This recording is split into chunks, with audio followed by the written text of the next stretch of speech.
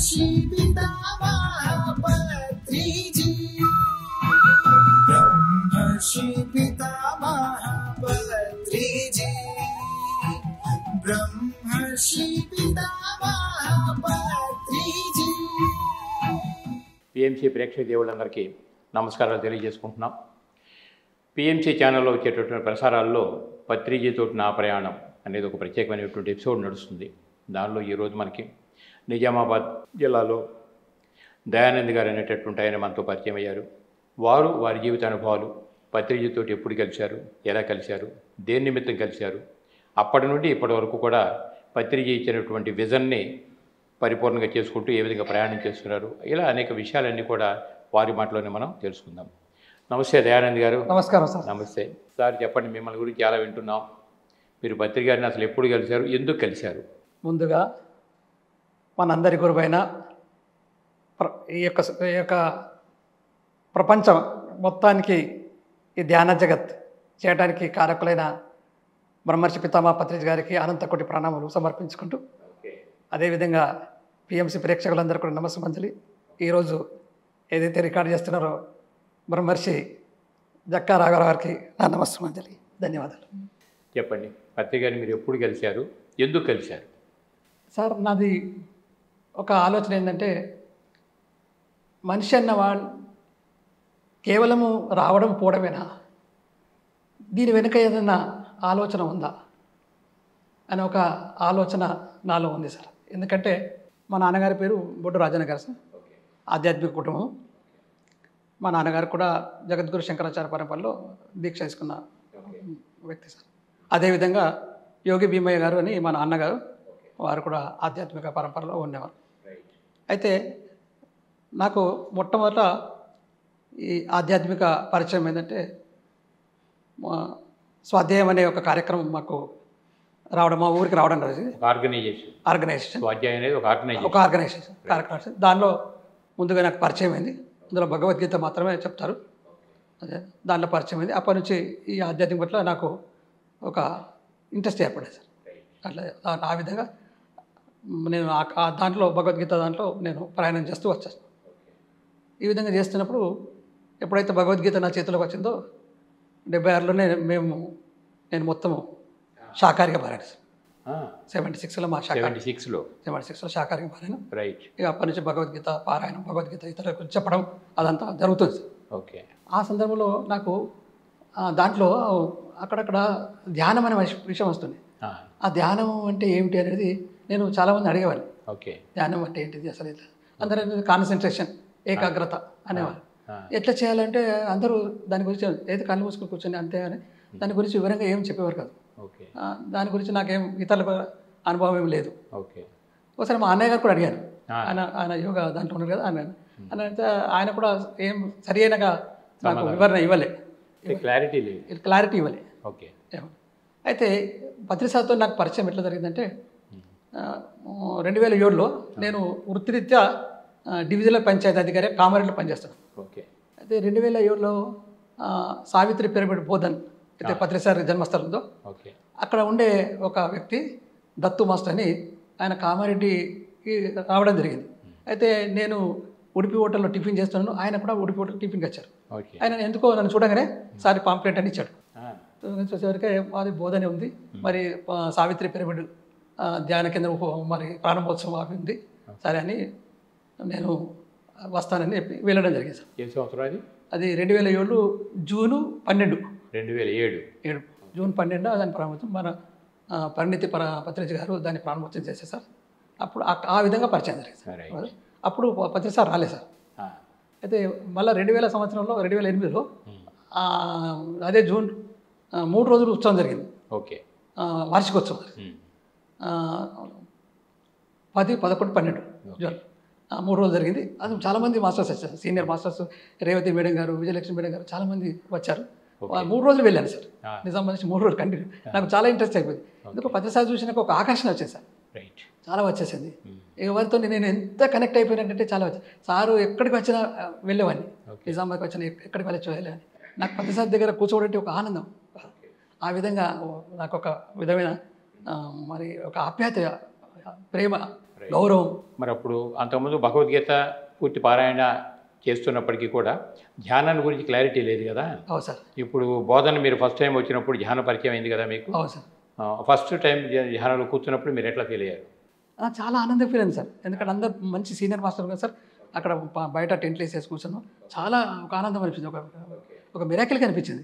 అది 3 రోజులు సారు క్లాసులో అందరూ మాస్టర్ల యొక్క జ్ఞానం వినడం చాలా అద్భుతంగా. అవి చివరికి అది కొత్త కొత్త విషయాలు అనిపించింది. మేము విన్న విషయాలు కాకుండా చాలా కొత్త విషయాలు అనిపించింది.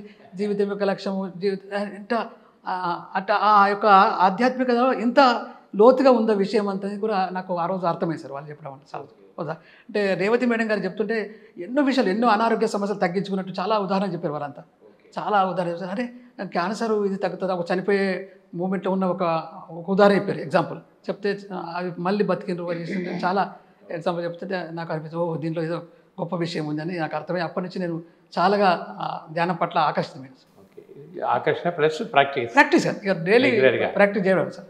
ప్రాక్టీస్ చేశాను. ఆ విధంగా మరి ధ్యానంతో పరిచయం ఉంది. ధ్యానంతో సార్ పత్రి సార్ వచ్చేది, ఎక్కడ వచ్చినా అక్కడ వెళ్ళాము. 2009లో మరి బోధనలో కార్యక్రమాలు చేసినప్పుడు కూడా అక్కడ మన శంకర్ నగర్ ఆ ప్రాంతంలో అక్కడ చాలా గొప్ప కార్యక్రమం చేశారు సార్. మన జన్మదినోత్సవం అక్కడ దాంట్లో పాల్గొనడం జరుగుతూ వచ్చేది సార్. అంతకుముందు మీరు స్వాధ్యాయ యోగాల్లో చాలా సంవత్సరాల పాటు ఉన్నారు కదా. మీరు భగవద్గీత ఇవన్నీ చేసుకుంటూ స్వాధ్యాయ యోగాలో ఉన్నప్పుడు గురు పరంపరలు అక్కడ కూడా కొంతమంది గురువులు కలవడం జరిగింది. పత్రిక గారి దగ్గరికి వచ్చేసరికి పత్రిక గారిని చూడగానే ఫస్ట్ మీ ఫీల్ ఏమిటి? అసలు నేను గురువు గారు అంటే ఒక విధమైన మాకు ఒక ఇమేజ్ ఉంటుంది సార్. గురువు గారు అంటే ఒక కాషాయ వస్త్రాలు ఉంటే ఇట్లా ఉంటారు. అయితే మా గురువు గారు కూడా అయితే స్వాధ్యంగా మేము గురువుగా ఏదైతుందో అంటే గురువు అనకపోతుంది దాదాజీ అంటుండే, కానీ 6 చేతి వస్తుంది అంటే తెల్లని వస్త్రాలే వారు కూడా. వాళ్ళు కూడా ఏమర్థం అట్లా ఉన్నాయి. సరే ఇక్కడ చూసిన తర్వాత అదేం అనిపించలేదు, చాలా ఉంది. కానీ ఒక వినూత్నమైన వ్యక్తి వాత్రశాస్త్రం అర్థం కాకపోతుండే, తొందరగా అర్థం కాదు. అట్లా చాలా గమ్మత్తుగా నవ్విస్తూ చేస్తూ చాలా విషయాలు నేను విన్నాను సార్. మొత్తానికి కొత్త విషయాలు విన్నాను. సరికొత్త విషయాలు తెలిసినప్పుడు మీ ఫీలింగ్ ఏంటి, ఏమనుకున్నారు? నాకంటే అల్టిమేట్గా మనిషి మోక్షము అంటే మోక్షం కావాలనేది నాకు ఒక ఉంది. ఆ ముక్తి మోక్షం అనేది అది అల్టిమేట్గా ధ్యానం ద్వారా జరుగుతుంది, ఇంకా లేదు. అది పతంజలి యోగ సూత్రాల ద్వారా ఇవంతా విన్నాం ఆత్మ ద్వారా. కానీ ధ్యానం అంటే తెలియదు, కానీ ఇదే అల్టిమేట్, ఇదే గోల్, ఇంకా ఇది తప్ప లేదనేది అప్పటి నుంచి నేను చాలా తరచుగా ఈ ధ్యానం పట్ల ఆకర్షణ, సార్తో పట్ల ఇంకా ఎవరి మాస్టర్ల పట్ల తరచుగా బోధనకు వెళ్ళేవాడిని. ప్రతి సాటర్డే సండే ఎవరైనా మహాత్ములు వచ్చేవారు, ఎవరైనా సీనియర్ మినిస్టర్స్ వచ్చేవారు, మన మాస్టర్స్, వాళ్ళ ద్వారా నేను అనేక క్లాసులు అటెండ్ అయ్యాను సార్.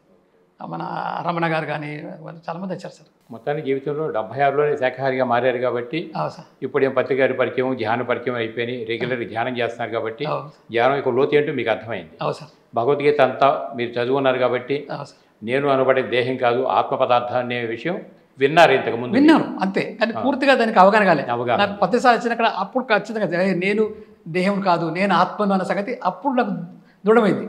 దృఢం కాలేదు. మరి ఆత్మను పట్టుకోవటానికి ఏం చేయాలంటే శ్వాస ఒక్కటే జీవనాధారం, అంతేకాదు శ్వాస ఉంటే జీవుడు ఉంటున్నాడు, అవును శ్వాస లేకపోతే జీవుడు లేడు. కాబట్టి మేము అప్పుడు ఏమేమైందంటే నాలో భగవంతుడు ఉన్నాడు, నాతో భగవంతుడు అనే విషయం విన్నాం. ఆత్మ అనే పదార్థం మాకు ఎక్కువ రాలే. నాతో భగవంతుడు, నా రక్తం తయారు చేసేవాడు భగవంతుడు, ఎదుటి వ్యక్తిలో రక్తం తయారు చేసే భగవంతుడు, కాబట్టి మన ఇద్దరం అన్నదమ్ములం అనే భావన మాకు నిర్మాణమైంది. ఇక్కడ రావడం ద్వారా ఏ శ్వాస ఉంటే అంతర్గతంగా ఉన్నటువంటి ఆ చైతన్యం ఆ ఆత్మ పదార్థం ఉంటుందో శ్వాస వెళ్ళిపోతే వీడు వెళ్ళిపోతాడు లేదు. కాబట్టి వాడు అనుభవం కావాలంటే శ్వాస ఒకటి ఆధారం. కాబట్టి శ్వాస ద్వారా మనలోకి మనం ప్రయాణం అయితే యథార్థమైనటువంటి ఆత్మ నేను ఎట్లాగో మీ అనుభవానికి వచ్చేస్తుంది. అంటే మేము అప్పటి వరకు భగవంతుడు లోపల ఉన్నాడన్న సంగతి తెలుసు, కానీ ఇట్లా పట్టుకోవాలా ఆయన పట్టుకునే విధానం ఇది అని తెలియదు. పట్టుకునేది ఇంకెక్కడో ఉన్నది అనేది, కానీ శ్వాస ద్వారా అయితే లోతుగా మన లోపలికి మనం వెళ్తే మనం ఆయన పట్టుకోగలుగుతాము, ఆయన చూడగలుగుతాము అనేది ఆత్మానుభూతి కలుగుతుంది అనే ఒక భావన మాకు తెలియలేదు. పత్రిసార్ దగ్గరకు వచ్చినాక ఆ భావన అర్థమైంది. ఓకే, ఇప్పుడు అలా ధ్యానం చేస్తూ మీలోకి మీ ప్రయాణం సాగుతుంది కదా. సాగుతుంది. ఇప్పుడు మీ ఆ ఆత్మ అనుభూతి పొందిన పరిస్థితులు ఏమైనా ఉన్నాయా మీకు? ఎట్లా ఉన్నాయి సార్? ఎప్పుడు నేను చాలాసార్లు ఎరకలు ఉంటాయి సార్. ఇది నేను దేహం కాదు, నేను మనసును కాదు, నేను బుద్ధిని కాదు, నేను చైతన్యాన్ని అనే ఒక భావన ఎప్పటికప్పుడు నాకు. అంటే గీత అంతా బ్రీఫ్గా చదువున్నారు కాబట్టి సాధన ఎప్పుడైతే తోడైందో మీకు క్లారిటీ వచ్చింది, స్పష్టమైన అవగాహన. ఓకే, శాఖాహారిగా మారిపోయారు, ధ్యానిగా మారిపోయారు. అవును సార్.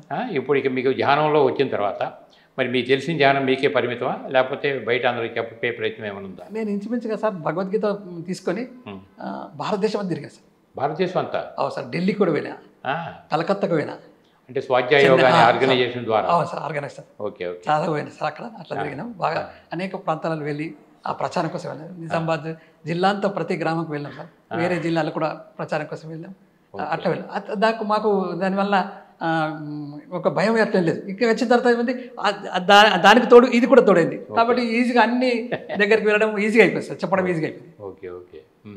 ఇప్పుడు ఈ శాకాహారం గురించి ధ్యానం గురించి ముమ్మరంగా ప్రచారం చేస్తారు? అవును సార్. అవును. సరే, ఈ చేసే ధ్యానం మామూలుగా చేస్తారా, పిరమిడ్ కూడా ఏమైనా వాడతారా మీరు? పిరమిడ్ ఇంట్లో కూడా పిరమిడ్ ఉంది సార్. మా ఇంట్లో మెరకాబా పిరమిడ్, పిరమిడ్లు అన్ని పెట్టాను సార్. ఓకే. అన్ని గదికి పెట్టాను. అట్లనే అన్ని గ్రామాలకు కూడా నేను ఎక్కడ వెళ్తే పిరమిడ్లు వాడుకోండి. దానివల్ల అనేక శక్తి, మనకు బయట కంటే ఎక్కువ శక్తి తీసుకుంటాం, తొందరగా మనకు ధ్యానంకి వెళ్ళిపోతాం అనేది. బట్ డిఫరెంట్ అర్థమైంది. నార్మల్గా బయట కేవలం మనకే కాదు సార్, అంటే ఇంట్లో ఉన్న ఆ పిరమిడ్ ఉంటే ఒక పాజిటివ్ ఎనర్జీ అయితే పిల్లలు వాళ్ళందరూ కనెక్ట్ అయిపోయి, మా పిల్లల మొత్తం శాఖాహార అయిపోయారు. మళ్ళీ ఎడ్యుకేషన్లో ఫస్ట్ సార్ మా పిల్లలు. ఎడ్యుకేషన్లో ఫస్ట్ అండి. ఎంఎస్సీలో స్టేట్ ర్యాంక్ వచ్చింది. మా అమ్మాయి 10th డిస్ట్రిక్ట్ ఫస్ట్ ర్యాంక్ వచ్చింది. అన్నీ ఇట్లా అంటే ఆ వాతావరణం ఆ విధంగా క్రియేట్ అయింది. ఒక ఇంట్లో పిరమిడ్ పెట్టడం ద్వారా బట్ ఆ ఎనర్జీస్ ఇంట్లో వాళ్ళందరికీ బాగా ఉపయోగపడుతుంది సార్. ఇప్పుడు మా మొత్తం ఫ్యామిలీ అంతా అందరూ శాకాహారి మెడిటేషన్ చేస్తారు. ఓకే. ఇంకా పుస్తకాలు ఏం చదువుతుంటారు మీరు ఇప్పుడు? అంతకుముందు అంటే భగవద్గీత ఒకటే చదివేవాళ్ళు. అవును సార్. ఇప్పుడు మరి పిరమిడ్ సొసైటీలోకి వచ్చిన తర్వాత ప్రతిసారి పుస్తకాలు అన్ని చదివాను సార్. ఇంకా తీసుకొని ఒక్కొక్కసారి తీసుకొని ఒక్కొక్క వెళ్ళగట్ట ఇచ్చేస్తుండే సార్. ఏవే బుక్స్ బాగా నచ్చిన బుక్స్ చెప్పండి మీరు? అన్ని పుస్తకాలు సార్. మళ్ళా మన రాఘవరావు సార్, భీమవరం సార్, రాఘవరావు సార్ పుస్తకాలు, అవన్నీ పుస్తకాలు ఉన్నాయి. ఇక ధ్యాన జగత్ కూడా అప్పుడు ధ్యాన ఆంధ్రప్రదేశ్ నుంచి నేను తెప్పిస్తాను సార్. ఇప్పుడు 5 తెప్పిస్తాను సార్. అక్కడికి వెళ్ళినప్పుడు వాళ్ళకి ఒకటి ఇచ్చేస్తుంటా. ఇప్పుడు పత్రిక ఇచ్చిన బుక్స్ మీకు బాగా నచ్చిన బుక్స్ ఏమైనా చెప్పండి, కొన్ని బుక్స్. సార్ నాకు ఎన్లైట్మెంట్ బాగా నచ్చింది. ఎన్లైట్మెంట్ సార్ వచ్చింది. ఎన్లైట్మెంట్ అంటే ఇది ఇట్లా ఉంటుంది, అక్కడ దగ్గర దొరుకుతుంది. ఎన్లైట్మెంట్ అంటే దొరుకుతుంది. ఇప్పుడు ఎన్లైట్మెంట్ అంటే ఏమనుకుంటున్నారు మీరు? ఎన్లైట్మెంట్ అంటే నిజంగా అంటే అన్నిటి యొక్క సారాంశం అంటే ఎరుకలో ఉండాలి. నేను గొప్ప కాదు, అంతా తెలుసుకున్నది చాలా తక్కువ, తెలుసుకోవాల్సింది ఇంకెక్కువ ఉంది. అందరిది వినాలా, అందరిది విని అనుభూతికి తెచ్చుకోవాలా అనేది అదే ఎన్లైట్మెంట్. ఎరుగుతో జీవించేసి జరుగుతుంది. అంటే ఏ ప్రాపంచిక వ్యామోహాలకి ఉంటాయి సార్ వెళ్ళినా, ఏ ప్రాపంచిక వ్యామోహాలు ఇరుక్కున్నా ఎన్లైటన్మెంట్లో పురోగమనం ఉండదు. కాబట్టి వ్యామోహాల నుంచి బయటపడితే కానీ ఎన్లైటన్మెంట్లో ఎదగడానికి అవకాశం ఉంటుంది. లేకుండా ఇరుక్కపోతాం సార్. లేకపోతే అహంకారం మమకారం ఇరుక్కపోతాం, రాగద్వేషాలు ఇరుక్కుపోతాం, ఇరుక్కపోతాం. అన్ని ఇరుక్కపోకుండా ఉండాలంటే అప్పుడు మనం నేను ఆత్మ అనే సంగతి ఎరకలో ఉండాలి సార్. బాగా నచ్చిన బుక్స్ ఇంకేమిటి చెప్పండి? కబీర్ సందేశాలు కానీ సార్, సత్యసాయి మన షిరిడి సాయి సందేశాలు కానీ, వేమన, వీరబ్రహ్మణ్య స్వామి, వీళ్ళ అందరూ అప్పుడు వేమన పద్యాల పట్ల నేను పుస్తకాలున్నాయి కానీ చదవకపోతున్నాను. వేమన పద్యాలు కానీ వీరబ్రహ్మణ్య స్వామి కానీ పద్యసారి వచ్చిన తర్వాత అవి ఆకర్షణ అయిపోతాయి. అరే ఇంత అర్థం ఉందా, అసలు వేమన పద్యంలో ఇంత అర్థం ఉందా అనేది ఒక్కొక్కసారి అంత చక్కగా బాగుంది. ఇంకా ఈ ధ్యానంలో మీ అనుభవాలు ఎట్లుంటాయి ఇప్పుడు సార్? నేను ఎప్పుడు ఆనందంగా ఉన్నాను సార్. అప్పుడు సమస్యలు వాడినాయి సార్. మా పెద్ద అమ్మాయి సమస్యలు, కొంచెం ఫ్యామిలీ అమ్మాయి ఫ్యామిలీ అప్పుడు కొంచెం చీకగా ఉంది. ఎప్పుడైతే ధ్యానంలోకి వచ్చిన తర్వాత ఆ సమస్యలన్నీ కూడా నాకు పెద్దగా అనిపించలేదు, ఈజీగా సరళంగా అనిపించాయి. పెద్ద విశేషం కాదని ఉంటుంది. అక్కడప్పుడు టెన్షన్ బాగా పడుతుంటే. ఉద్యోగరీత్యా కూడా సార్ మాది పంచాయతీ రాజ్ అంటే గ్రామ పంచాయతీ రాజకీయాలకు సంబంధించింది. చాలా ఒత్తిళ్ళు ఉంటాయి సార్, అంత మంత్రులతో వాళ్ళ తెలియదు ఒత్తిడి. అది ఎప్పుడైతే నేను ధ్యానంకి వచ్చిన సార్ వీటిని పెద్ద స్వాధ్యాయాలు ఉన్నా కూడా టెన్షన్స్ ఉన్నాయి, కానీ ధ్యానంకి వచ్చినంత టెన్షన్స్ పోయినాయి. అప్పుడు కూడా నేను ఆధ్యాత్మిక బట్ ఆ టెన్షన్స్ పోలే, ధ్యానంకి వచ్చినంత టెన్షన్స్ పోయినాయి. అంటే ఇప్పుడు పత్రిక చెప్పిన దానిలో ధ్యానం చేయడం ద్వారా శక్తివంతంగా ఎదుగుతున్నాం. సార్ స్వాధ్యాయం అంటే 2 అర్థాలు వస్తాయి ఇక్కడ. స్వాధ్యాయం అంటే మంచి పుస్తకాలు చదవటం ఒక పార్ట్ అయితే, స్వ అధ్యయనం అంటే ఆత్మ పరిశీలన ద్వారా నేనేమిటి అని సెల్ఫ్ చెకప్ కూడా కావాలి కదా. అది ఇప్పుడు ఎప్పుడు ఉంటుందా మీకు? అప్పుడేమో స్వాధ్యాయం అంటే కేవలము పుస్తకాలు చదివే ఉంటుండే, సెల్ఫ్ చెకింగ్ తక్కువ ఉంటుండే. ఇక్కడికి వచ్చిన తర్వాత అది పెరిగింది సార్. అది వారి పుస్తకాలు అడిగే వరకు ఉండే. ఇప్పుడు ఏమైంది, అది అనుభవం తీసుకొని ఇప్పుడు సెల్ఫ్ చెకింగ్, నేను ఎక్కడ ఉన్నా, ఎలా ఉన్నా, కదా ఎంతవరకు ఉన్నా అనేది నాకు ఇప్పుడు అర్థమైంది. బాగా అర్థమైంది మీకు. మరి ఇప్పుడు తర్వాత సజ్జన సాంగత్యం అని చెప్పారు. ఈ సాంగత్యాలు ఎలా చేస్తుంటారు మీరు? నేను నిరంతరంగా ఇప్పుడు మా రిటైర్డ్ ఎంప్లాయీస్ కానీ ఎక్కడ పోయినా కదా నేను ప్రపంచ విషయాలు మాట్లాడతాను సార్. నేను పేపర్ తెప్పియాను, న్యూస్ చూడను. నేను ఇదే ఆధ్యాత్మిక, ఇదే జీవితం. ఎక్కువ మనిషి వచ్చిన తర్వాత ఇవి ప్రపంచానికి తాత్కాలికమే. ఇవి ఎక్కడో రోజు విడిచిపెట్టిపోతాం. వాస్తవంగా మనం వెంబడి వచ్చేది ఏంది? ఆ జ్ఞానం ఒక్కటే, నేను చేసుకున్న కర్మ ఒకటి, ఇది ఒకటే. కాబట్టి అదే సజ్జన సంగతి అందరికీ చెప్తారు. అరే ఏది రాదు. చాలామంది మారారు సార్, ఎంతోమంది మారిపోయారు. ఇదంతా తాత్కాలికమే, ఈ ఫ్రెండ్షిప్ అంతా కూడా తాత్కాలికం. వాస్తవం సత్యం ఏంటంటే ఏదైతే మనకు ఆత్మజ్ఞానం ఉన్నదో అదే ఒకటే సత్యము, ఆ జ్ఞానమే శాశ్వతం. ఇప్పుడు జాబ్ నుంచి రిటైర్ అయ్యి ఎన్నాళ్ళు అయింది మీరు? 13 సంవత్సరాలు అయింది. 13 సంవత్సరాలు. ఇప్పుడు మీ యాక్టివిటీ అంతా ఏమిటి మరి? Total sir 100%. ఇంకా ధ్యాన ప్రచారం ఇదే సార్. ప్రచారం చేయడానికి బయటకు వెళ్తుంటారా? సార్ వెళ్తుంటారా? వెళ్తుంటాం. ఎట్లా ఈ శాఖ ర్యాలీలు అవన్నీ? శాఖ ర్యాలీకు అన్ని వరంగల్, సిద్దిపేట, అన్ని గ్రామాలకు, చార్మినార్, చాలా ఇవన్నిటికి వెళ్ళారు సార్. అన్నోళ్ళు ఎప్పుడు అన్నోళ్ళు మాకు సాంగత్యం మంచిగా సార్. మాకు గంగారెడ్డి గారు, తిరుమల గారు, సాయికృష్ణ వీళ్ళందరిది ఉంది కదా. మన నిజామాబాద్ జిల్లా ఒక చక్కని జిల్లా సార్. అందరు చక్కని మాస్టర్లు అందరం కలిసి వెళ్తాం సార్. కలిసి ఐకమత్యంగా అద్భుతంగా మాకు మంచి యూనిటీ ఉంది సార్. అందుకోసమే అవనా సిద్ధేశ్వర పిరమిడ్ చాలా స్వల్పకాలంలో కట్టగలిగింది సార్. మంచి యూనిటీ ఉన్నది, మంచి ఐకమత్యం. ఆ పిరమిడ్ నిర్మాణం చేసేటప్పుడు మీ పాత్ర ఏమిటండి? ఉడత భక్తిగా ఉన్నది సార్. ఉడత భక్తిగా మాది కూడా కొద్ది ఉన్నది అంతే. పెద్ద పాత్ర అంతా వాళ్ళే సార్. తిరుమల గంగారెడ్డి గారు. ఇప్పుడు ఏమనిపిస్తుంది ఆ పిరమిడ్ చూస్తే సార్? అందుకోసమే నేను నాకు కొంచెం కాళ్ళ ప్రాబ్లం మొదటి నుంచి నేను ఎక్కువ సమయం తీసుకొని వస్తా సార్. ఇట్లే ఉంటా, వస్తుంటా, కార్యక్రమాలు వెళ్ళాలన్నమాట. నా సలహాలు సూచనలు ఎప్పటికప్పుడు వారితో పంచుకుంటా సార్. తర్వాత మరి పత్రికారు తోటి పరిచయాలు పెరిగినాయి కదా, రెగ్యులర్గా పత్రికాలు వచ్చినప్పుడల్లా మీరు కలిసేవాళ్ళుగా మీరు సార్ని. అప్పుడు ఎట్లా ఫీల్? ఎలక్షన్స్ అప్పుడు కూడా మనకు అంటే మన ఎలక్షన్స్ 14, 9, 2009లో 14 అప్పుడు కూడా నన్ను పిలిచారు సార్. ఏంటి మరి నీ ఆలోచన ఏంటి? ఎట్లా నిజామాబాద్ జిల్లాలో ఎవరు మాకు వచ్చినంత సలహాలు ఇస్తుంది సార్. అప్పుడు కూడా తర్వాత మరి మీ ఫీలింగ్ ఏంటి? సార్తో పాటు రెగ్యులర్ ప్రయాణం చేస్తూనే ఉన్నారు. అవును సార్. వచ్చినప్పుడల్లా కలుస్తున్నారు. అవును సార్. మరి సార్ కలిసినప్పుడల్లా మీ అభిప్రాయాలు ఎట్లెట్లు ఉండే? సార్తో పాటు మీ సంబంధ బాంధవ్యాలు ఏమిటి? సార్తో అంటే సార్ ఏదైతే ధ్యాన జగత్తు, శాకార జగత్తు, పిరమిడ్ జగత్తు ఏదో వాస్తవంగా ఈ సృష్టికి అదే అవసరం సార్. అంటే మనిషి ఇట్లా రాక్షసి ప్రవృత్తిగా, పశు ప్రవృత్తిగా మారడానికి కారణం ఏంటంటే ఈ మాంసభక్షణ సార్. అంటే రజోగుణం అయితే ఉందో, రజోగుణం అయితే ఉందో తన ఏదైతే ఉందో భావన అది మారిపోతుంది సార్. ఓకే.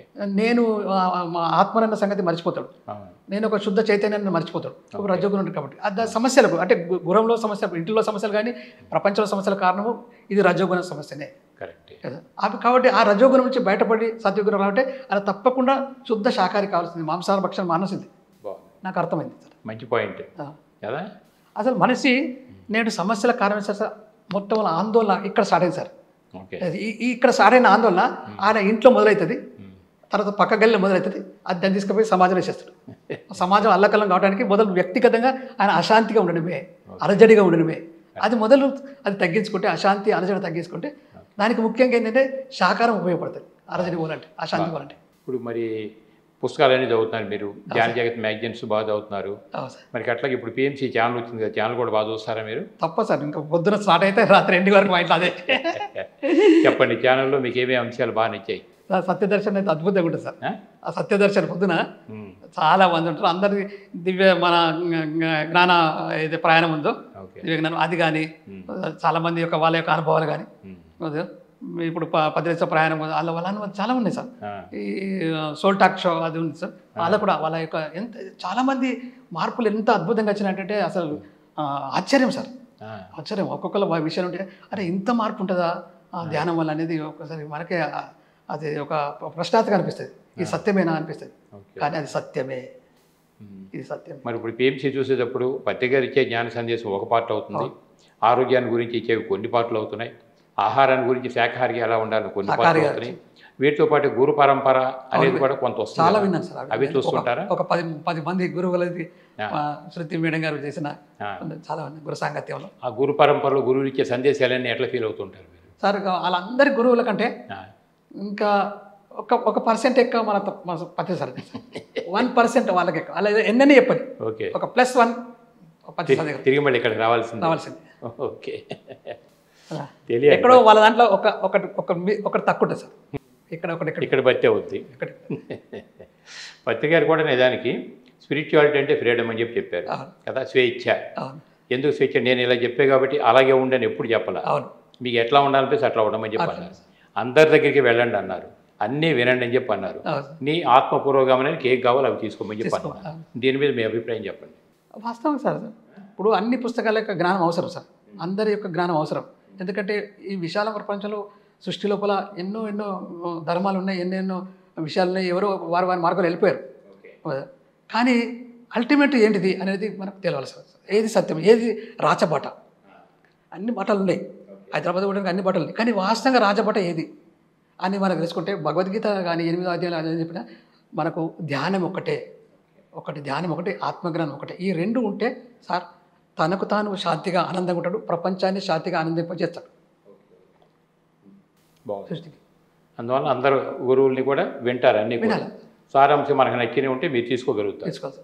అందుకని పత్రిక చెప్పారు, నేను అదే అందరు గురువుల దగ్గరికి వెళ్ళండి, అన్నీ వినండి, మీకు పురోగమనానికి ఏం కావాలో ఆత్మ పురోగమనానికి అవన్నీ స్వీకరించమని చెప్పారు. ఇప్పుడు ఈ అందుకని అందరు గురువుల్ని పరిచయం చేయడానికి కూడా పిఎంసి ఉపయోగపడుతుంది. చాలా మంచి నిర్ణయం తీసుకున్నారు సార్. మరి లేకపోతే అన్ని పీఠాలకి మీరు వాళ్ళకు కూడా గొప్పతనమే సార్. వాళ్ళు ఎక్కడో ఉండ్రి మూలకుండ్రి, మన పిఎంసి వాళ్ళందరినీ బయట తీసుకొచ్చారు సార్. అంతేగా, లేకుంటే వాళ్ళు ఎక్కడో తెలకుండా ఒక్కొక్క పీఠాధిపతి దగ్గరికి వెళ్ళాలంటే మీరు ఎక్కడికడుకు తిరగాలి.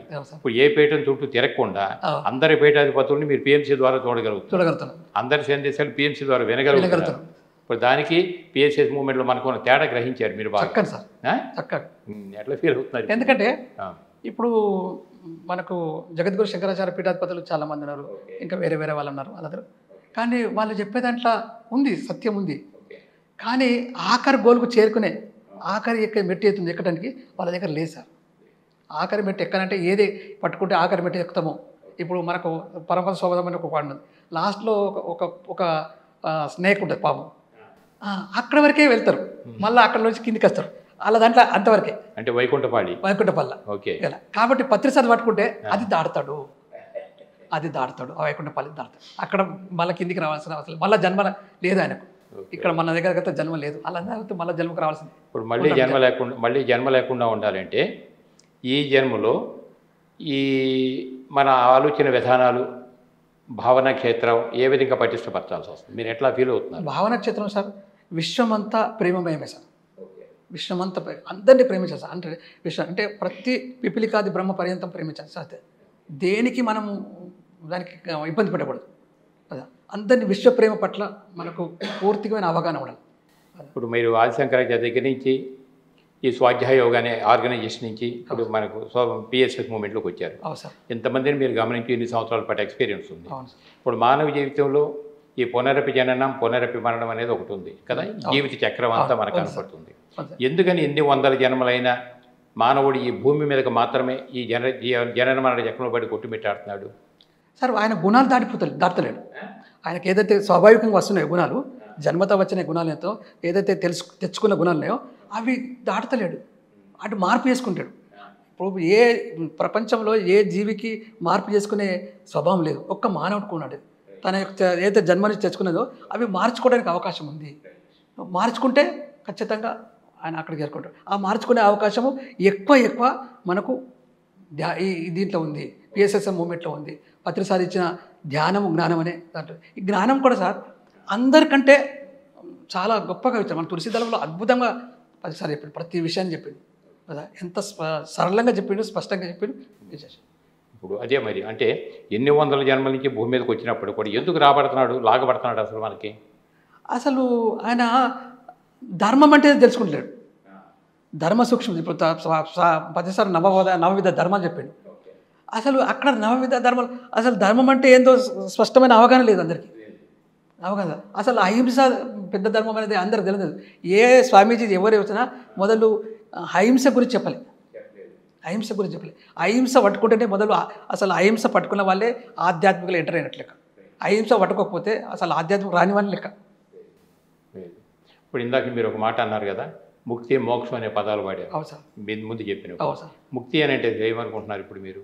విడుదల సార్, అన్నింటిలో విడుదల. అంటే మొట్టమొదటి సార్ దుఃఖము. ఇప్పుడు ఏదైతే ఉందో దుఃఖం అంటే అనేక సమస్యల దుఃఖాలు, అనేక చిన్న అంటే ఉదయం లేచిన నుంచి వరకే పడుకునే వరకు ఎన్నెన్నో సమస్యలు వస్తుంటాయి. అంటే ఆ సమస్యను మనం లోపల తీసుకున్నామంటే ఇంకా ముక్తి లేనంటే. ఆ సమస్య నువ్వు అది బయటని తీసేసాను.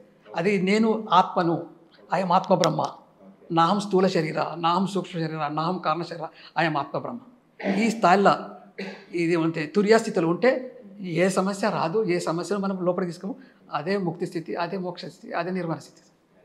ఇప్పుడు ఆ మోక్ష అనేటటువంటి దానికి మనం పొందాలి అంటే మన భావన క్షేత్రం ఎట్లా ఉండాలి, ఏ భావాలతోటి ఉంటే మనం ఆ ముక్తి అనేది మనం లభిస్తుంది అనుకుంటున్నారు? ఎప్పుడు పవిత్రంగా ఉండదు సార్. పవిత్రత సార్, చాలా పవిత్రత. మనం అన్నింటిలో దోషాలు చూస్తాము, దోషాలు అంటించుకుంటాం. పవిత్రత పోతుంది. పవిత్రతను పెంచుకోవాలి. సత్యము, ధర్మము, పవిత్రత, ఈ 3 ఉండాలి సార్. ఈ 3 ఉంటే సరళంగా ముక్తి స్థాయికి వెళ్తాడు. ధర్మం పట్ల అవగాహన లేదు నేడు, సత్యం అంటే అవగాహన లేదు, తెలుసుకోవాలి. పవిత్రత అంతకంటే లేదు.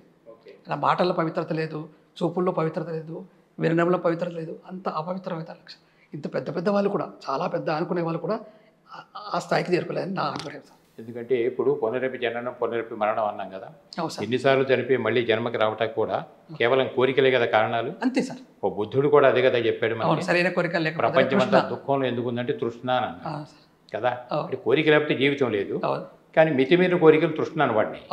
ఆ తృష్ణలో ఇరుక్కోబట్టే బందీగా ఉన్నాడు కాబట్టి మళ్ళీ మళ్ళీ పునరపి జననం అనేది కలుగుతుంది.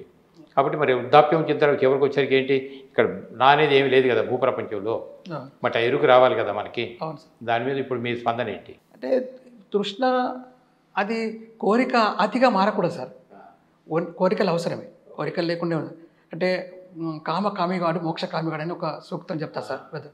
కామం అవసరమే, కానీ అది లిమిట్ దాటిపోకూడదు సార్. అన్లిమిట్గా ఉండకూడదు, లిమిట్గా ఉండాలా. ఇప్పుడు మనకు కుటుంబ అవసరాలు అనవసరం, గృహ అవసరాలు, మన శారీరక అవసరాలు అంతవరకు పరిమితం కావాలి. వీటికి మించితే అది కోరిక అవుతుంది సార్. అదే తృష్ణ అవుతుంది, దాన్ని దాటలేడు. గురుక్షేత్రం ఉన్నప్పుడు పట్టుకోవడం ఎంత అవసరమో విడిచిపెట్టే కూడా అవసరం. పట్టుకోవడం అవసరం, ఆ విడిచిపెట్టే ఏది మనకు తెలియాలా, ఏం విడిచిపెట్టాలా, ఎట్లా విడిచిపెట్టాలా, ఎందుకు విడిచిపెట్టాలి తెలియాలి. అది తెలిస్తే మనం ఆ స్థాయికి వెళ్తాం. అలా జీవించేటటువంటి వాడిని జనగా ఒకసారి మరణం వచ్చింది అనుకోండి, తిరిగి మళ్ళీ జన్మ వస్తుంది సార్. అలా మరణం అయిపోయిన తర్వాత తిరిగి జన్మకు రాకుండా ఉండాలంటే ఈ జన్మలో మన జీవన్ముక్తుడుగా ఉండాలి కదా. అవును సార్. జీవించి ఉండగానే ముక్త స్థితి కావాలి, ఆనంద స్థితిలో ఉండాలి, ముక్త స్థితి కావాలి. అది కావాలంటే ముందు ఈ భౌతిక ప్రపంచం అనుభవించడానికి తప్ప నాది అనేది ఏం లేదని స్పష్టమైన అదే పత్రమీమాంస లెక్క, పద్మపత్రమీమాంస రైట్. అంటే తామరాకు మీద ఏడు చుక్క ఉన్నట్టే ఉండాలా. సంసారంలో అన్నీ ఉండాలా. ఒక జనక చక్రవర్తి ఉన్నాడు, అట్లా ఇప్పుడు కూడా ఒక రాజర్షిలేగా ప్రతి గృహస్థుడు ఉండాలి. అది కేవలం పిరమిడ్ ఈ యొక్క పిఎస్ఎస్ మూమెంట్ వల్ల ప్రతిసారి ఇచ్చిన ధ్యానము జ్ఞానం వల్లే ఉండగలుగుతారని నా అభిప్రాయం. పద్మపత్రం భగవద్గీత సందేశం అంతా అదే కదా. అదే సార్. తామరాకి మీద ఏడు చుక్క ఉండాలి, అలా ఉండాలి. సంసారంలో ఉండే నిర్మాణం పొందాలి, అంటే దేనికి అంటపడకూడదు, ఉండాలి సార్. భౌతికమైన ఆనందం తీసుకోవాలా, అన్ని ఆనందం తీసుకోవాలి, కానీ ఎక్కడికక్కడ విడిచిపెట్టాలి తీసుకోవాలా, మళ్ళీ ఆ క్షణంలో వదిలేసి రావాల్సింది. అంటే దేనికి అంటపడకుండా అన్నింటిలో ఉండాలి, దేనికి అంటపడకూడదు. అది ఉన్నంత వరకు అనుభవించడానికి అదే జీవన్ముక్తి సార్. అదే జీవన్ముక్తి స్థితి. ఓకే, బాగుంది. మరి ఇప్పుడు పిఎంసీ రోజు చూస్తున్నారు కదా మీరు. అవును సార్. మీరు పిఎంసీలోని గొప్పతనం మీకు అర్థమైంది. పిఎంసీ అంటే మన ఛానల్ అనుకుంటున్నాం. పిఎంసీ అని అంటే ప్రతి క్షణం సత్యదర్శనం అనుకుంటున్నాం. అటువంటి పిఎంసీని బలపరచడానికి నా వంతుగా సార్ నేను అంబాసిడర్గా ఉన్నాను. మీరు అంబాసిడర్. నా సాలరీ నుంచి ప్రతి నెల వెళ్తుంది సార్. మా శ్రీమతి గారు కూడా ప్రతి నెల ఒక 1000 రూపాయలు అది కూడా కడుతుంది. మా పిల్లల ద్వారా కట్టిస్తున్నాం. అందరికీ పుస్తకాలు అందరికీ నేను ఎక్కడికైనా పిఎంసీని బలపరచండి, పిఎంసీకి మనం పిఎంసీ వల్లనే మళ్ళీ ధ్యాన జగత్ సాకార జగత్ చేయగలుగుతారు. ఇది లేకుంటే పిఎంసీ లేకుంటే ఇది చేయలేము. మన శక్తి సరిపోదు, ఒక మానవుడి శక్తి సరిపోదు. ఒక అందరి యొక్క శక్తే పిఎంసీ. కరెక్ట్, అందరి యొక్క శక్తే పిఎంసీ. కాబట్టి మన అందరి యొక్క వాయిస్ అది. అందువల్ల పత్రిజీ గారి కోరిక ఏదైతే ధ్యాన జగత్ ఉందో మన కోరిక కూడా అదే కదా. ఆయన భావాలే మన భావాలే, అవన్నీ త్రూ పిఎంసీ నెరవేర్చుకోవాలి. నెరవేర్చుకోవాలి. పిఎంసీ మన ఛానల్ కాబట్టి దాన్ని మనం బలపరచాలి. మనం ఇవ్వకుండా ఇవ్వచ్చు సార్. నేను ఇవ్వకుంటే ఇంకెవరు ఇస్తారనే భావన అందరికీ ఉండాలి. అందరికీ అల్టిమేట్ ఇదే, అల్టిమేట్ గోల్ కూడా ఇదే. అందరికీ గమ్యము లక్ష్యము ఒకటే. ఆ సత్యలోకం చేరాల, మోక్షం పొందాలంటే ఈ జ్ఞానం మనం పొందాల్సిందే. ఈ సత్యదర్శనం నిరంతరంగా సత్యదర్శనం పొందాల్సిందే. అది పిఎంసీ ద్వారా పొందుతున్నాం. బాగుంది. ఇప్పుడు మీరు పంచాయతీ డెవలప్మెంట్ ఆఫీసర్గా చేశారు కదా. అవును సార్. మీకు పరిపాలన దక్షత ఎంత ఉన్నప్పటికీ కూడా పరిపాలన ఉన్న లోటుపాట్లు ఏంటో బాగా తెలుసు మీకు. ఎందుకంటే ఒక కొటేషన్ మనకు ఉంది, యథారాజా తథా ప్రజ. పత్రిక గారు వచ్చిన తర్వాత యథా ప్రజ తథా రాజా అని అన్నారు కదా, విన్నారా మీరు? అది విన్నాం సార్. ఏమనిపిస్తుంది మీకు దాని మీద? ఇప్పుడు అంటే ఇప్పుడు మనుషుల లోపల మానవత్వం నశించుతారు. మనుషుల లోపల నిజాయితీ పోయింది. అయితే అది ఇంతకుముందు రాజులు తీసుకొస్తుండే, రాజులు ప్రజలు. ఇప్పుడు రాజులు లేరు, రాజులంతా ఉంది అది చేనే కంచెనే చేను వేసినట్టు అయిపోయింది సార్. ఓకే, కంచె చేను వేసారు కాబట్టి అక్కడ ఇప్పుడు మళ్ళీ కింది నుంచి బాటం నుంచే రావాలి, అంటే ప్రజల నుంచే చైతన్యం రావాలి. రాజును మార్చాలే ప్రజలే. పూర్వకాలంలో కూడా చాలామంది ఒక విధమైన ఉద్యమం తీసుకొచ్చారు సార్, తీసుకొచ్చి చేశారు. పత్రిసారి కూడా అదే ఆ ఉద్యమం సార్, దానిలో భాగం కూడా. దానిలో భాగంగానే దరిదాపు మనకు 99 నుంచే పిరమిడ్ పార్టీ ఆఫ్ ఇండియా అనేది ఒక పొలిటికల్ విభాగం కూడా వచ్చింది మనకి.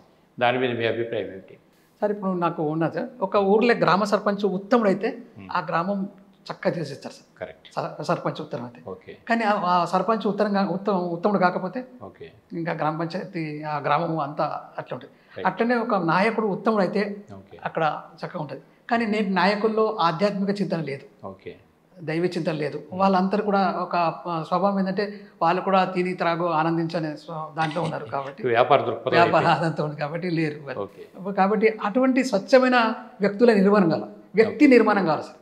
వ్యక్తి నిర్మాణం కావాలంటే ధ్యానం చేయాలా, ఆయన శాకాహారిగా ఉండాలా, ఆధ్యాత్మిక జ్ఞానం ఉండాలి. ఇప్పుడు అందువల్ల మీరు పిరమిడ్ పార్టీని కూడా బలపరుస్తారు. తప్పనిసరి తప్పనిసరి కదా. అందరు అంటారు ఆధ్యాత్మికతలకు ఈ పార్టీతోని ఎలక్షన్తో ఏం సంబంధం అని అంటారు, కానీ లోతుగా అందరికీ అర్థం కాదు.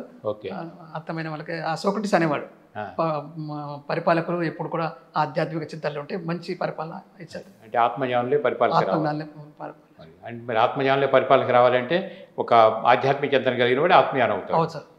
అటువంటి ఆత్మజ్ఞానానికి ఎటువంటి స్వలాభం స్వార్థ చింతన ఉండదు సార్. మనకు ఈ సందర్భం కోసం మా స్వాధ్యాయం అనేది ఎంతమంది చెప్పారు సార్.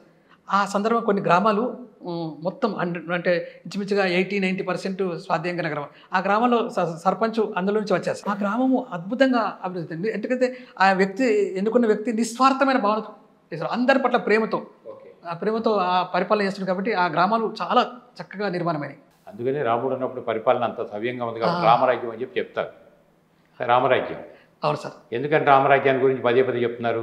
ఎప్పుడో త్రేతాయుగంలో పోయింది రాముడి పరిపాలన, తర్వాత మరి ద్వాపరయుగం పోయింది, ఇప్పుడు కలియుగం కూడా అయిపోతుంది. ఇప్పటికీ ఆ రామరాజ్యం అని ఎందుకు చెప్తున్నారు సార్? రామరాజ్యం రావాలని అందరి కోరిక, కానీ రామరాజ్యం ఎట్లా వస్తుంది అనేది అవగాహన లేదు సార్. రాముడు ఎంత చక్కగా మరి ఉన్నవాడు, అటువంటి దివ్య గుణాలు నాలో కూడా ఉండాలి కదా. నాలో కూడా ఉండాలి కదా. అందరినీ ఎట్లా అందరి ఒక గూడు చాలా చిన్నవాడు, ఆయనను కూడా ప్రేమించాడు. ఒక వానర జాతులు సుగ్రీవుడు, ఆయనను కూడా ప్రేమించాడు. అంటే చలో ఒక శబరిని కూడా ప్రేమించాడు. అంటే అంటూ ది లాస్ట్ వాళ్ళని కూడా ప్రేమించే గుణం మనలో రావాలి. అందరినీ ప్రేమించే గుణం మనకు. పరిపాలించేవాడు సకల జీవరాశుల్ని ప్రేమించే కలిగితే సేవా తత్పరత పెరుగుతుంది. అది జటాయువును కూడా చక్కగా ఇది చేశాడు. అట్లా అందరిని ప్రేమించే వాళ్ళు ఉంటే రామరాజ్యం, ఆ గుణము మొదలు అందరిలో రావాలి. అందరూ రామరాజ్యం రావాలని ఒక బలమైన కోరికతో అంటున్నారు, కానీ అది రామరాజ్యం ఒక కల్పన చేస్తున్నారు, కానీ దాని వెనుక ఉన్న ఏంటి తత్వం ఏంటిది అర్థం చేసుకోవట్లేదు. అది అర్థం కావాలి. అంటే ప్రజల్లో ఆ చైతన్యాన్ని మనమే మేల్కొల్పాలి. రైట్. అలా ఉన్నప్పుడు పిరమిడ్ పార్టీలు అంటే ఎవరు కాకపోతే రేపైనా వస్తాయి తప్పకుండా కదా. అంటే పూర్వం యథారాజ తథా ప్రజ ఉండేది, కానీ ఇప్పుడు యథా ప్రజ తథా రాజా. అంటే ప్రజలంతా ఎటువంటి వాడిని ఎన్నుకుంటే అటువంటి పరిపాలన మనం పొందుతాం. కరెక్ట్. కాబట్టి అటువంటి మంచి పరిపాలన కనుక వచ్చింది అనుకోండి, ఇప్పుడు ఏపీఎంసీ ద్వారా అయితే వాడు మనం ధ్యాన జగత్ శాఖార జగత్ అనుకున్నాం, అవన్నీ తేలిగా అయిపోతాయి కదా మనకి. ఈజీగా బాగుంది. ఈ ధ్యానంలో ఇంకా మీకు ఏమైనా పర్సనల్ అభిప్రాయాలు ఉన్నాయా? మీ ఎక్స్పీరియన్స్ ఏమన్నా? ఎందుకంటే ఇంకా మనకు ఎంతైతే చేయాలో మన పత్రిసారి యొక్క ఆశయం ఉందో, ధ్యాన జగత్తు ఎంత తీవ్రంగా తీసుకోవాలో, ఇంకా మన పిరమిడ్ మాస్టర్లలో ఆ తీవ్రమైన సంకల్పం రావాలా సార్? రావాలి. ఇంకా రావడం లేదు, ఇంకా రావాలి తీవ్ర సంకల్పం. అంటే వాళ్ళ యొక్క దినచర్యలో ఇది ఒక భాగమే ఉండాలి. నేను ఒక్కరికన్నా, ఒక్క ఇంటికన్నా, ఒక్క గ్రామానికన్నా, ఒక్క కుటుంబానికన్నా నేను ఈరోజు ధ్యానం చెప్పకుండా భోజనం చేయను అని ఒక సంకల్పం తీసుకోవాలి. దీక్ష అందరూ. నేను ఈరోజు నా పక్కింటి వాడికన్నా, లేదా పక్క గ్రామానికన్నా, లేదా ఇంకొక గల్లీకైనా పోయి నేను ధ్యానం నేర్పిస్తాను అని అని అందరూ సంకల్పం తీసుకోవాలి, తీవ్ర సంకల్పం. అప్పుడు ఈ ధ్యాన జగత్ తొందరగా అయిపోతుంది. మనం అనుకున్న కళను, రామరాజ్యం ఏదైతే అనుకున్న కళను, పరిస్థితి కన్న కళను అది తెరవేస్తాయి సార్. అంటే లోకో సంస్థ సుఖినోభవంతు. అంటే లోకమంతా సుఖంగా ఉంటే కదా మనం ఉండేది, కానీ మనం ఒక్కటే సుఖంగా ఉండాలంటే కుదరదు. తప్పనిసరిగా మా పిరమిడ్ మాస్టర్ల బాధ్యత ఉంది. ఇది మనం తీవ్రంగా తీసుకోవాలా, మనము ధ్యానం చేయాలా, ఎదురు వాళ్ళని ధ్యానం చేసేందుకు మనం ప్రేరణ కలిగించాలా, ప్రోత్సాహం కలిగించాలా. అప్పుడే మనం ఈ ప్రతిసారి యొక్క ఆశయం నెరవేరుతుందని నా అభిప్రాయం సార్. మీ నిజామాబాద్ జిల్లాలో ఇప్పుడు సిద్దికొండ పిరమిడ్, అదే పెద్ద పిరమిడ్ మీకు? అవును సార్, నవనా సిద్ధేశ్వర పిరమిడ్ అది పెద్ద 72 పెద్ద పిరమిడ్. పెద్ద పిరమిడ్. దానిలో మీ పాత్ర? సార్ ఇక మా వంతుగా ఇది చేసాం, కానీ ఇప్పుడు అన్ని గ్రామాలకు వెళ్తున్నాం సార్. ఎగ్జాక్ట్ ధ్యానం గురించి బాగా చెప్తున్నాం. మన నవనా సిద్ధేశ్వర యొక్క గొప్పతనాన్ని కూడా అందరికీ చెప్తున్నాం. అదేవిధంగా మనకు కడతాలంతో మహేశ్వర పిరమిడ్ దాని గురించి చెప్తున్నాం, అందరికీ ఇవ్వమంటున్నాం. ఎందుకంటే మనం సంపాదించిన దాంట్లో కొంత లోక కళ్యాణానికి ఇచ్చాలి. ఎందుకంటే మన సంపాదన మనది మాత్రమే కాదు, అది ప్రకృతి యొక్క అందులో ఉంది. ప్రకృతి యొక్క చైతన్యం కూడా అందులో ఉంది, ప్రకృతి యొక్క భాగం ఉంది. ప్రకృతి యొక్క సహకారం లేకపోతే మనం సంపాదించలేము. కాబట్టి ప్రకృతికి ఇవ్వకపోతే ప్రకృతి ఏదో ఒక రోజు అంతా ఉడుచుకొని పోతుంది మనది. కాబట్టి ప్రకృతికి ఇవ్వండి. మీరు సంపాదించినట్లు ఏదైనా సరే దాన్ని సాధించండి. మీ సంపాదన మీది కాదు, ఒకరోజు విడిచిపెట్టిపోతాం. మనం వెంబడి వచ్చేది ఏంది అది తెలుసుకోండి. కాబట్టి అది మన ధనాన్ని భూమవు పశుపక్షి గోష్ఠి భార్య గృహ ద్వారా జనస్పశాన్ని దేహచితాయ పరలోక మార్గే కర్మానుభోగ సజీవయక. ఆ కర్మ ఏదో సత్కర్మ తీసుకెళ్దాం, అదే మనం వెంటేస్తుంది. కాబట్టి దాని కొరకు మనం సంపాదించాలి, కొంచెం ఇవ్వడం నేర్చుకుందాం. ప్రకృతి మనకు ఎంతో ఇస్తుంది, కొంచెం ఇవ్వడం నేర్చుకుందాం. అది చూడండి, నేను ఈ సందర్భంగా అందరికీ అదే పిఎంసికి అందరు ఇవ్వండి, అది మన బాధ్యత, మన కథ. మన యొక్క జగత్తులో పిరమిడ్ రావాలి, దానికి కొంచెం ఇవ్వండి కదా. అది అది అది మన బాధ్యత. ఎందుకంటే భగవద్గీతలో చెప్పాడు కదా, ఎవరైతే ఇస్తుంటారో మళ్ళీ జన్మ గొప్ప సుశనాం శ్రీవతంగే యోగ భ్రష్టో విజయత అన్నట్టుగా మంచి గొప్ప వాళ్ళ ఇళ్లలో మనం జన్మ తీసుకుంటాం, యోగులైన జన్మిస్తాం. ఎప్పుడు ఇస్తున్నప్పుడు వచ్చే జన్మ కూడా అది తప్పకుండా మన గొప్పగా స్థితిలో మనం జన్మ తీసుకుంటాం, గొప్ప వాళ్ళగా అవుతాం, తొందరగా ఆ యొక్క మోక్షానికి వెళ్తాం, సత్యలోకానికి వెళ్తాం.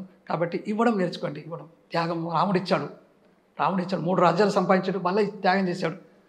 అది మనం నేర్చుకుందాం రాముడి నుంచి. కాబట్టి మనం పొందేదంతా ప్రకృతి పొందుతున్నాం కాబట్టి పొందిన తిరిగి మళ్ళీ ప్రకృతికే మనం అందించగలిగి ఉండాలి. కరెక్ట్. అంటే ధనం మూలం ఇదం జగత్ అంటారు. భూమి జీవించడానికి రూపాయి అవసరమైనప్పటికీ బట్ భౌతిక సంపద కంటే జ్ఞాన సంపద గొప్పది. అంతేనా సార్? సంపాదించిన వాడికంటే ఇచ్చినవాడు, సంపాదించుకున్న వాడికంటే ఇచ్చినవాడు ఆనందంగా ఉంటాడు సార్, ఇచ్చినవాడు సంతోషంగా ఉంటాడు. ఓహో నేను ఇవాళ ఇవ్వగలిగాను. Okay okay. మొత్తానికి పత్రిజీ లక్ష్యాలని మీకు బాగా నచ్చినాయి. చాలా సార్. అందుకే ఇంత సుదీర్ఘ ప్రయాణం సార్తో పాటు కలిసి చేయగలుగుతున్నారు. అవును సార్. సరే, మరి పత్రికారు ఫిజికల్గా ఉన్నంత వరకు హ్యాపీ అన్నారు. ఇప్పుడు పత్రికారు ఫిజికల్గా లేరు, శరీర నిర్మాణం అయిపోయింది కదా, దాని మీద మీ స్పందన ఏమిటి? ప్రతిసారి నా హృదయంలో ఉన్నాడు, నాతో ఉన్నాడు, నడిపిస్తున్నాడు. ఆ రోజు ఈ రోజు మనకంటే భిన్నంగా లేదు. ఏం లేదు సార్, భిన్నంగా లేనాడు. Okay okay. నేను 2012లో కూడా అక్కడ వచ్చాను సార్, కడతాలో చేస్తాను. ఓకే సార్ మైబూర్లో నేను డిపిఓ పనిచేశాను సార్. అక్కడ కూడా ప్రతిసారితో అక్కడ రామరెడ్డి రంగారెడ్డి వాళ్ళంటారు సార్, వాళ్ళందరితో పరిచయం చాలా కార్యక్రమాలలో అక్కడ కూడా పాల్గొన్నాం సార్. మహబూబ్ నగర్లో చేసాం అనేక కార్యక్రమాలు, నిజామాబాద్ జిల్లాలో పత్రిసార్తో అనేక కార్యక్రమాలు చేశాం. చాలా సంతోషం. వారితో ప్రయాణం చేయడం, వారితో సాంగత్యం, వారితో సన్నిహితంగా ఉండడం, వారితో భోజనం తినడం, అవన్నీ సార్. తడపకలో వెళ్ళాం సార్ 2010లో. సార్తోనే ప్రయాణం చేసిన కార్లో. సార్ అంటే నా పక్క వచ్చారు, అట్లా వచ్చి సార్తో భోజనం చేసాం. చాలా హ్యాపీగా సార్, అద్భుత ఆనందం. అంటే సార్ విజన్ ఎప్పుడైతే మీరు పూర్తిగా అర్థం చేసుకుని పత్రిక అంటే నాకంటే భిన్నంగా లేరు కాబట్టి ఆయన విజన్ నా విజన్ అనే పరిస్థితుల్లో మీరు చేయగలుగుతున్నారంటే ఇదే ప్రయాణం, సుదీర్ఘ ప్రయాణం అంటే ఇది, అంతకంటే ఇంకేం కాదు. సో వెరీ హ్యాపీ దయానంద్ గారు, వెరీ హ్యాపీ, చాలా సంతోషం. మరి ఫైనల్గా పిఎంసి ప్రేక్షకులు మీరేం సందేశం ఇస్తారు? పిఎంసి ప్రేక్షకులందరికీ కూడా నమస్కారాలు. మన యొక్క జీవిత పరమలక్ష్యం ఈ జగత్తంతా కూడా మరి ఏదైతే రామరాజ్యం కావాలంటామో, రామరాజ్యం కావలసిన ఏదైతే ఆలోచనలు అవన్నీ కూడా పత్రిసారు మనకిచ్చారు. అద్భుతంగా ఆ రాముడు ఎంత గొప్పగా జీవించాడో ఆ గొప్పగా జీవించే విధానం మనకు ధ్యానము, ఆత్మజ్ఞానం ఇచ్చాడు. అంతేవిధంగా రామరాజ్యం గొప్పగా వర్ధిల్లాలంటే మనం సంపాదించిన దాంట్లో మనం కొంత ఇవ్వడం నేర్చుకోవాలి. రాముడు ఇచ్చేసాడు, ఆ అయోధ్య వచ్చింది పత్రిక ఇచ్చాడు, ఆ లంక ఇచ్చేసాడు విభీషణకు, ఆ యొక్క కిష్కింద ఇచ్చేసాడు. అట్లనే మనం సంపాదించాం, మనం అన్ని ఇచ్చాల్సిన కొంత ఇద్దాం. స్వల్పం అప్యస్త ధర్మస త్రాయతో మహతో పోతాను, కొంచెం ఇద్దాం ఈ యొక్క లోక కళ్యాణం కొరకు. లోక కళ్యాణంలో మన కళ్యాణ, స్వీయ కళ్యాణం కూడా ఉంది. కాబట్టి మనం మన యొక్క వాక్కుని ఇద్దాము, మన సమయంని ఇద్దాము, మనకు ఏదైతే ఉందో అది ఇద్దాం. కాబట్టి ఈ పిఎంసి గొప్పగా ఉండాలి, ప్రపంచమంతా మరి ధ్యానమయం కావాలంటే పిఎంసికి ఆర్థిక సాయం చేయాల్సిన అవసరం ఎంతైనా ఉంది, అది ఇద్దాం మన సంపాదనలో కొంత. కాబట్టి ఈ విధంగా ధ్యానాన్ని పంచుదాం, జ్ఞానాన్ని పంచుదాం, కొంత ఆర్థిక సాయం కూడా పిఎంసికి చేద్దామంటూ ఈ అందరూ చేయవలసిందిగా వీళ్ళందరికీ సవినయం కోరుతూ ఈ అవకాశం ఇచ్చిన పిఎంసి వారికి ధన్యవాదాలు. ఈ యొక్క జక్కా రాఘవరావు సార్ గారికి కూడా ధన్యవాదాలు. Thank you. నమస్తే సార్. నమస్తే. ఇది మాస్టర్స్ చూశారు కదా, పత్రిజతో నా ప్రయాణం ఎంతోమంది యొక్క అనుభవ జ్ఞానం మనం వింటున్నాం ఇప్పటివరకు కూడా. ఈరోజు మరి ఇక్కడ మనం దయానంద్ గారి అనుభవాలన్నీ కూడా విన్నాం. వారు కూడా స్వాధ్యాయ యోగా అనేటువంటి ఒక ఆర్గనైజేషన్లో సంవత్సరాల తరబడి ఉండి కొంత భగవద్గీత యొక్క డెప్త్ ఏంటి పూర్తిగా తెలుసుకున్నప్పటికీ కూడా ఇంకా దాని యొక్క మూలాలు ఒక పిఎస్ఎస్ మూమెంట్లోకి వచ్చినాకే అర్థమైందని చెప్పని వారు చెప్పడం జరిగింది. అలాగే మానవుడి జీవితానికి అంతిమంగా ఏమిటంటే ఒక జీవన్ముక్తుడిగా ఏ విధంగా జీవించాలి, మనం ఎంత పవిత్రంగా ఎలా ఉండాలనే విషయాలని కూడా ఇప్పటివరకు వారు చెప్తే మనం అంతా కూడా విన్నాం. మరి ఆయన అందులో ఒక పంచాయతీ డెవలప్మెంట్ ఆఫీసర్గా పనిచేశారు కాబట్టి పరిపాలన దక్షత ఎలా ఉండాలనే విషయాలు కూడా ఆయన ద్వారా మనం తెలుసుకున్నాం. ఎందుకంటే ఎప్పుడో త్రేతాయుగంలో రాముడు పరిపాలించిన పరిపాలన ఇప్పటికీ మనం రామరాజ్యంలో ఉండాలని చెప్పుకుంటున్నాం. అంటే పరిపాలించేవాడు ఎంత పవిత్రతంగా ఉంటే, సకల జీవరాశుల్ని ప్రేమతత్వంతో ఉంటే మరి దేశమంతా సుభిక్షంగా ఉంటుందనే విషయాలు కూడా చక్కగా చెప్పగలిగారు మనకి. మరి వీటన్ని బట్టి మనం కూడా అర్థం చేసుకోవాల్సింది ఏమిటంటే ఫస్ట్ ధర్మం అంటే ఏమిటంటే అహింస అని చెప్పారు మనకి. కాబట్టి ధర్మబద్ధంగా మనం ఉండాలంటే ముందు మనం అహింసాయుతంగా జీవించడం నేర్చుకోవాలి. అలా జీవిస్తూ ధ్యానం చేయటం ద్వారా మన వాస్తవాలు ఏంటో మనం అర్థం చేసుకున్నప్పుడే ఆ ఆత్మోద్ధరణలో మనం కూడా నేను ఒక ఆత్మపదార్థాన్ని అనే అనుభవ జ్ఞానం మనకు వస్తుంది. దాని ద్వారా ఉంటే ఈ జన్మలో ముందు మనకు మనం న్యాయం చేసుకోగలుగుతాం. మనకు మనం న్యాయం చేసుకోగలిగితే విశ్వానికి ఎలా చేయాలనేది రెండోది ఆటోమేటిక్ వస్తుంది. మరి అట్లా ఇప్పటివరకు దయానంద్ గారి అనుభవాలను మనం విన్నాం కాబట్టి ఇంత అనుభవ జ్ఞానాన్ని పంచినటువంటి వారికి నమస్కారం తెలియజేస్తూ మరి పివిఎంసి ప్రేక్షకులందరూ కూడా మరొకసారి నేను నమస్కారం తెలియజేసుకుంటూ మనం కూడా రాబోయే రోజుల్లో మంచి శాకాహారిగా జ్ఞానిగా మారాలని మరొకసారి నేను కోరుకుంటూ so thank you very much. Thank you sir. Thank you. బ్రహ్మర్షి పితా